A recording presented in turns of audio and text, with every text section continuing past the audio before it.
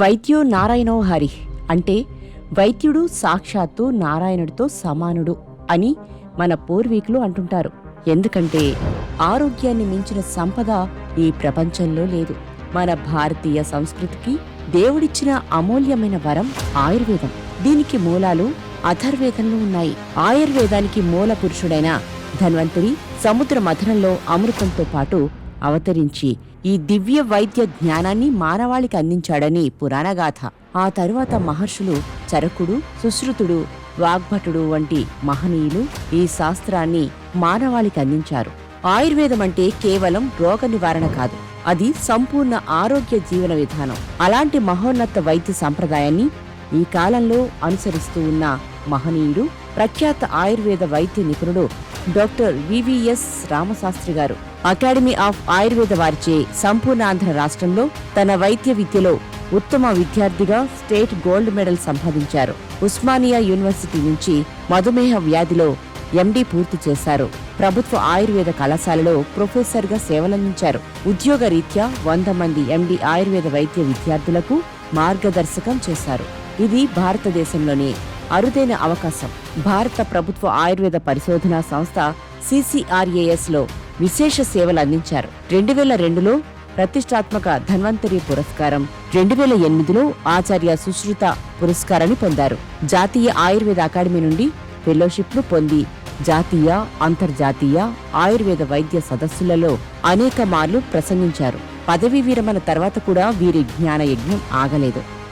Otherwise ఇట్లా పట్టుకుంటే వాత పిత్త కఫ శ్లేష్మాలు ఏవైతే బ్యాలెన్స్ ఉందో వాడికి ఇట్లా పట్టుకుంటే తెలిసేది.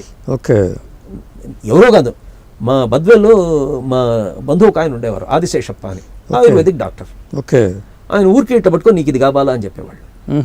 వేరే ఏం చేసేవాళ్ళు కాదు. ఇప్పుడు ఉన్నారండి ఆయన? లేరు, పెద్ద ఆయన లేరు. ఇంకొక ఆయన ఇక్కడ రామశాస్త్రి అని ఒక ఆయన ఉన్నారు, హైదరాబాద్లో పంచగుట్టలో ప్రాక్టీస్ చేసేవాళ్ళు. ఓకే, ఆయన కూడా అంతే, మంచిని టచ్ చేసేవాళ్ళు గారు.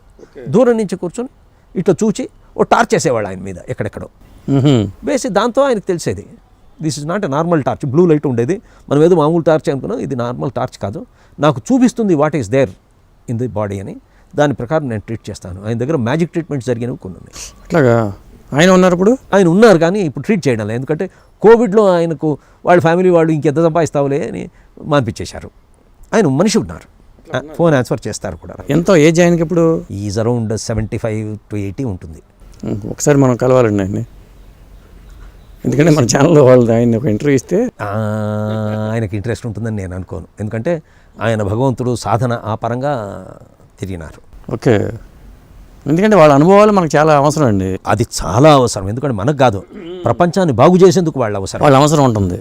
నేను ఆయన నంబర్ మీకు మెసేజ్ పెడతా, అలాగే మీరు రిక్వెస్ట్ చేయండి. ఎందుకంటే ఆరోగ్య వేదం అని పెట్టి నేను చేద్దామని ఉంది నాకు.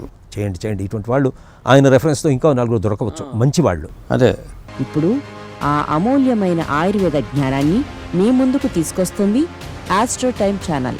ఆయుర్ని రామయం, జీవితాంతం మీరు జబ్బు లేకుండా ఉండటం ఎలాగో మీకు తెలిపేదే ఈ ప్రోగ్రాం.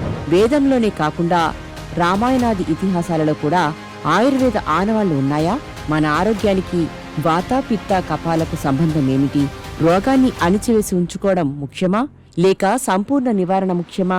మరియు వ్యాధి రాకుండా తీసుకోవాల్సిన జాగ్రత్తలు, ఇలాంటి ఎన్నో ప్రశ్నలకు సమాధానాలు ఈ ప్రఖ్యాత ఆయుర్వేద వైద్యులు డాక్టర్ రామశాస్త్రి గారు మీ ముందు ఆవిష్కరించనున్నారు.